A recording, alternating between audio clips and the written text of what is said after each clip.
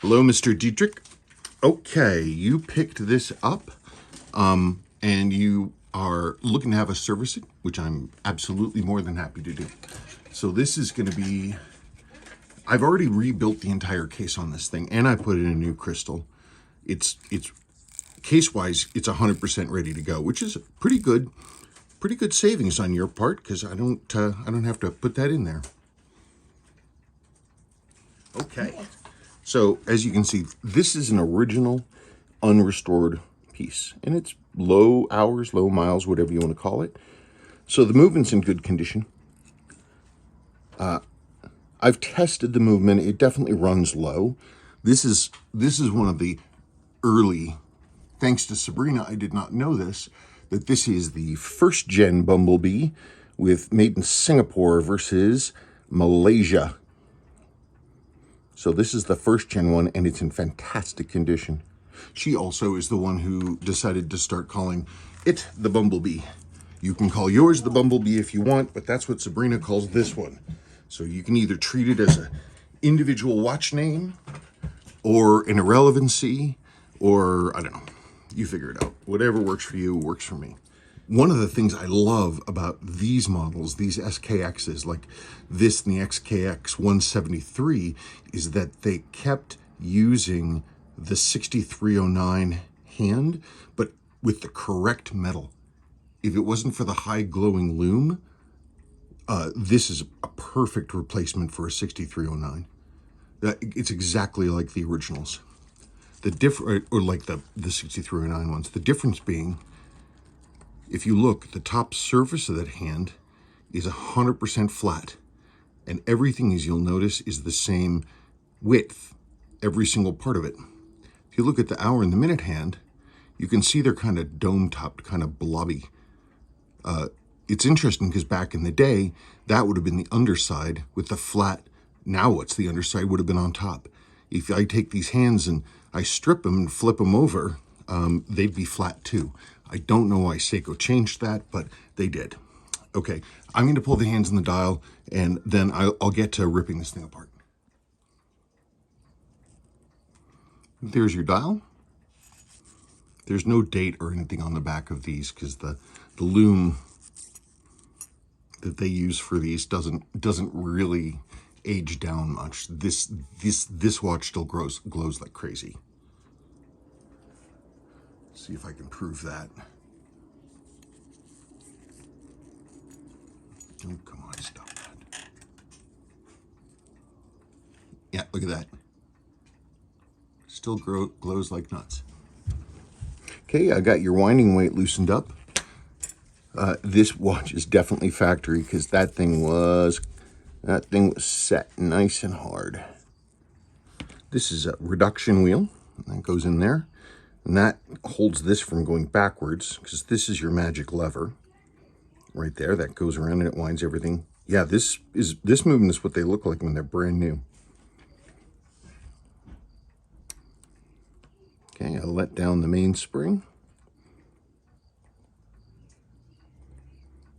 People don't like this newer style shock system, but once you get used to it, it's not that bad.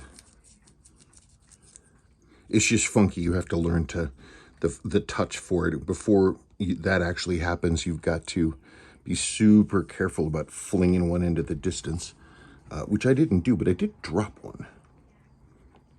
Well, I'll find it. It'll show up. Okay. Now we're going to pull that balance, and I'm going to start pulling the train apart.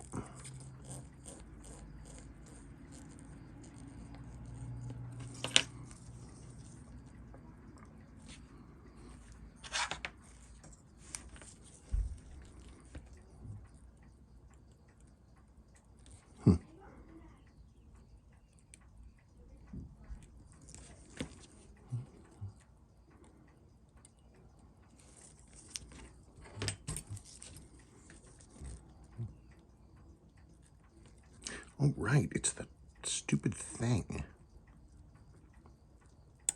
There we go.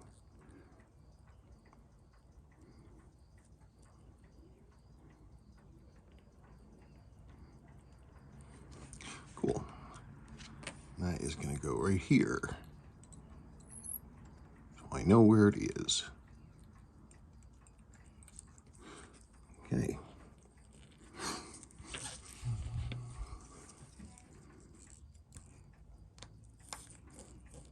Pallet fork bridge.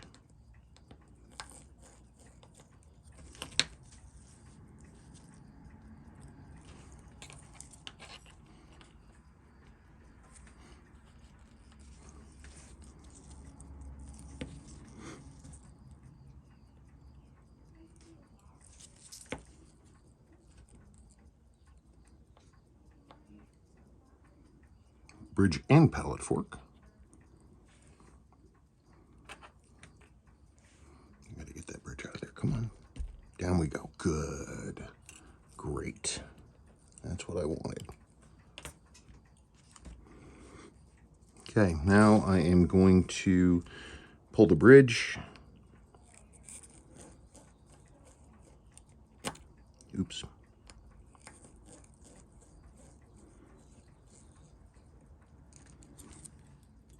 Okay. That's the thing of beauty, isn't it? Sure is. Okay. That's going to go in over there. I have to take those die affix pieces out. But those springs are, ooh, you got to really know what you're doing and have the right touch when you're dealing with those.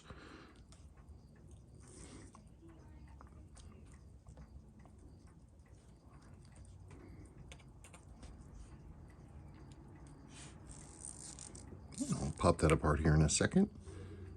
Got our center wheel and everything. While I've got this like this though, with these 7000 series, I want to flip it and get down to the main plate before I do anything else.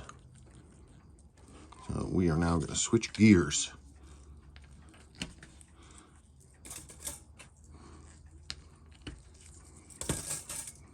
There, good. Now this movement ring for the 7000 series, that stays there on the main plate, just in terms of it's designed to do that because it has holes for the feet of the dial. And if you don't have it on before you start reassembling your movement and putting everything together, you are gonna be in, well, you're gonna have to undo a lot of the things you just did. Let's put it that way. Would you come on? There we are.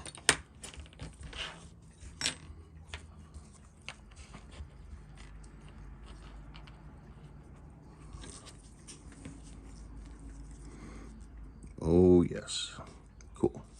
In you go. Here's that. Here's your top end. It's really an ingenious design. Almost everything is all single pieces by this point, stamped out. It's not a whole lot of milled or machined pieces. What's up with that? Oh gosh, is that? Oh no, that's the wheel underneath. I forgot. Nope. Silly me. We've got 1, 2. Okay, typical 3. Wait, do we have the? Yes, we do. One thing that's funky about these, people don't realize it, it's got these big screws up here that are holding this together. There's also a teeny tiny itty bitty little screw Phillips head right there. A lot of people don't know about it. Also, a fair amount of people, when that if they do take it out, it's super easy to lose. So if you're digging into one of these, just be cautious. There are a few pieces to be, really on your game when you're fooling around with. One of those is the tiny die affix settings for the bridges in these, and the other is that little screw. In fact, I had to actually make a screwdriver specifically for that one. Let me get that.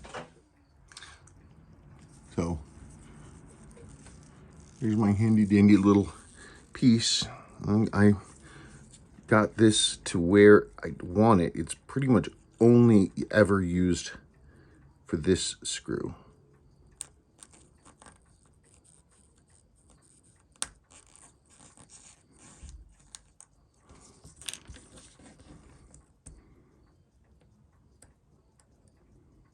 Come on. Oh, I'm using the strong ones again.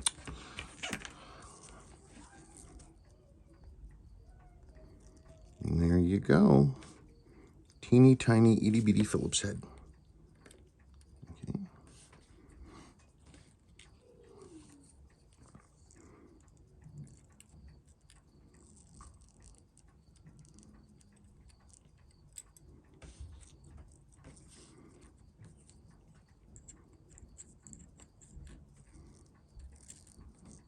Oh, come on now.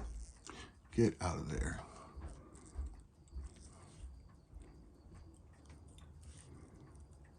Yeah, this is another one of those little plastic wheels. This selects between quick setting the day or the date. And then we can pull off the hour wheel.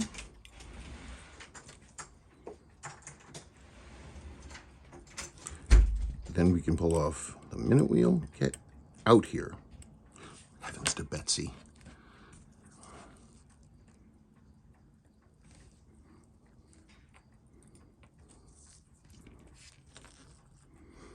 Okay.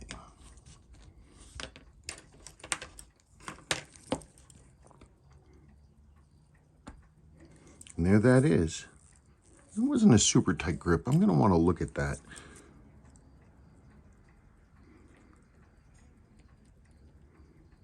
Okay. See, by this point, they're not even metal anymore. They don't even have separate pieces for the day or date. It's all one big mush together thing. Okay, now.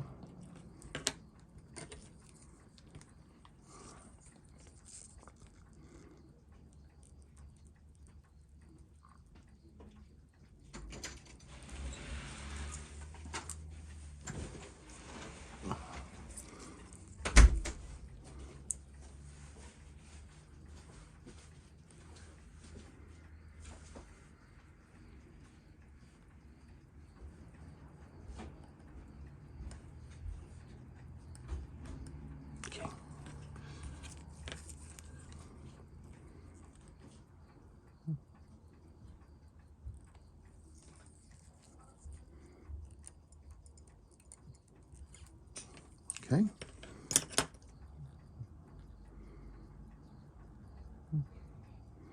Yeah, this is, it's, you can see a lot of the history in this thing because it has so many pieces of taken directly from the 7019 came before it. This is basically, it's a hot rodded 7000 series, which is what it is. Even the new ones are. Almost everything that Seiko makes now, that's anywhere like mid or even high range, is based on this design.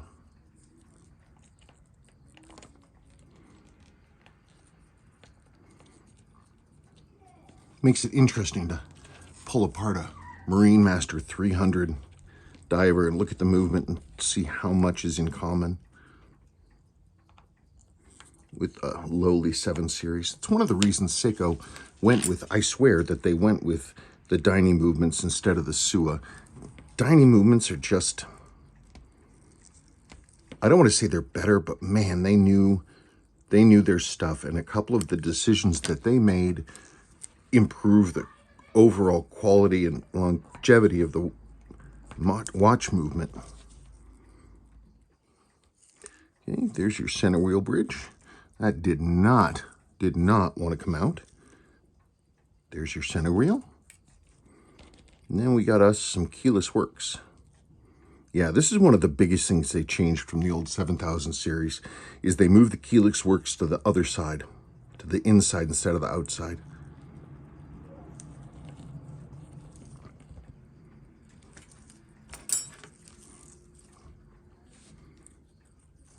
Interesting. It looks like they used a real viscous grease there and a lot of it. Oh, that's a lot of grease. I don't know why they would have greased that much. Huh. That is interesting. I wonder why. Uno, due. This is fun. You want to talk about just absolute elegant solution for this huge multi-part piece with all these integrated springs and everything, and it's all just stamped out of metal. Single sheets, unlike, say, Swiss stuff or even earlier Seiko. All these different parts, all these moving parts.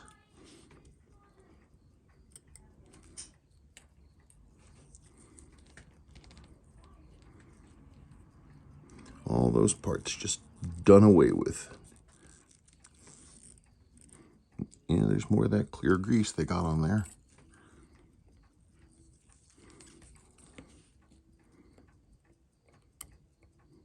Oh, stop it, stop it, stop it. There we are. Yeah, what an economy of production. I bet you maybe that was part of it too. Maybe Diny's production numbers or their, unit costs were cheaper because they did all this stuff with stamped stuff instead of multi-part components. Yeah, I bet you the Sua movements were more expensive to produce. I don't know that. That's just a theory.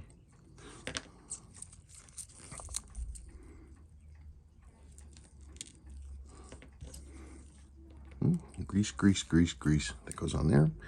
And now we pull our stem. And we got it. Oh, I knew I'd find you. There you are. And there's that. And there is that. And there is your main plate. So now I'm going to get it all cleaned up. And I will be back on the other side when we start looking at the numbers. Okay, thank you so much for watching. Well, I just dropped the balance. This looks a little ragged because it's not the tightest connection for this thing to hear.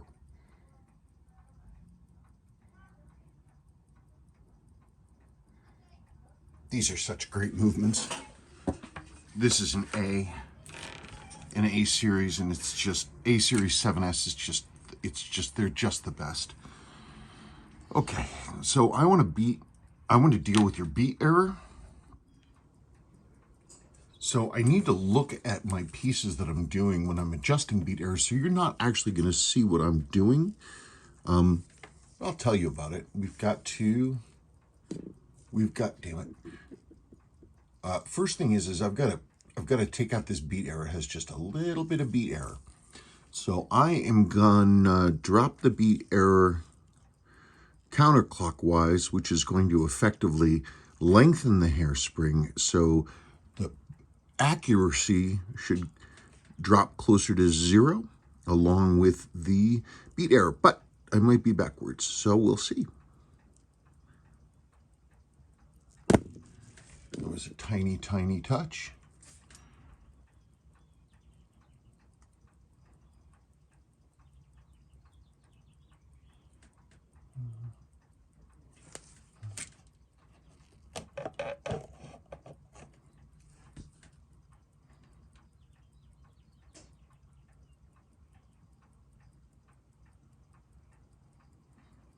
Yeah, that definitely made it better. Oh, let's tap it down a little more.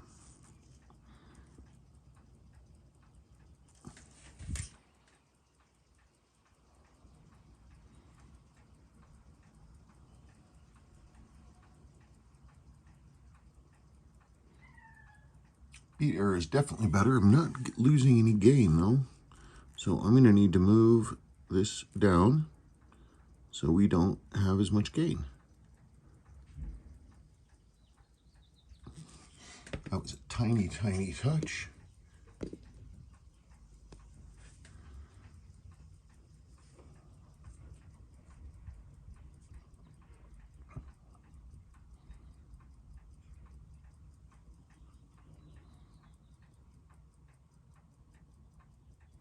Still has a little bit of beat error. Look at that. All right, let's tap that down a little more. Now I'm hitting beat error again. I might have tap that down. Sometimes getting this thing to just 0 is, sometimes it takes a second.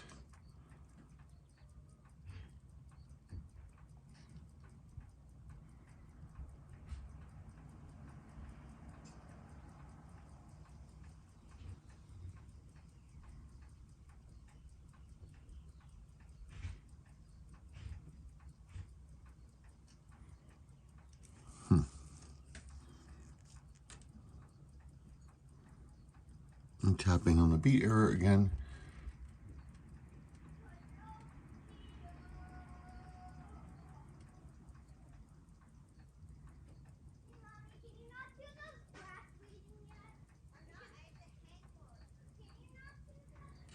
That's pretty decent. Okay. Yes, doggy, you can go out. Go.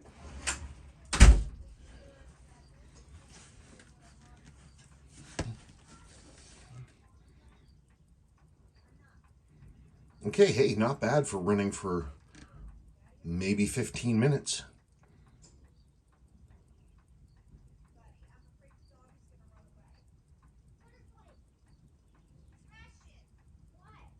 Okay, that's good. I'm going to do the rest of the assembly. I don't have any fear about this thing doing anything funky. I think it's going to be fine. So I don't think it's necessary for me to keep filming so I can put it together. Yeah, look at that. These A series, 7S A series, I don't know what they did or why it was, but man, the A series are awesome. They're the best.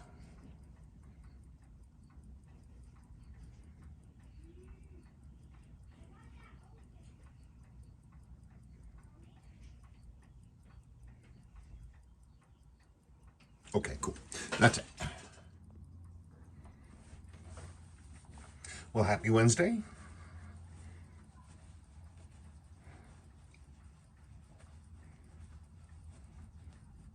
As you can see, the watch lived through the process.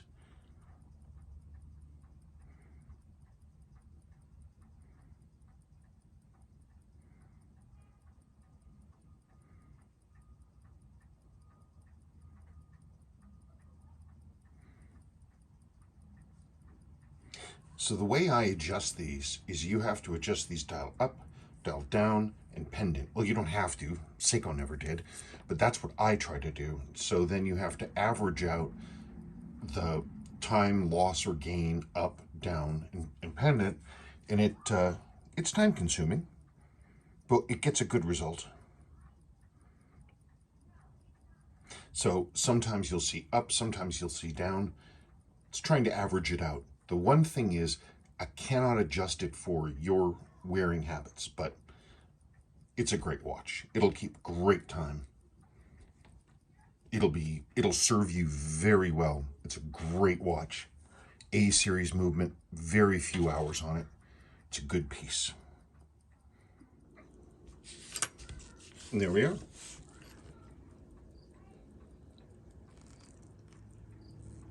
Running like a dream.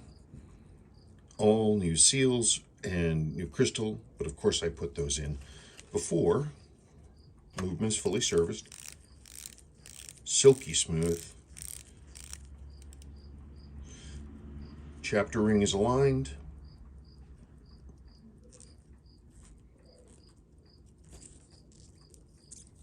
It's a good watch. It will serve you well. So thank you so much for picking it up. I really appreciate it. Thank you.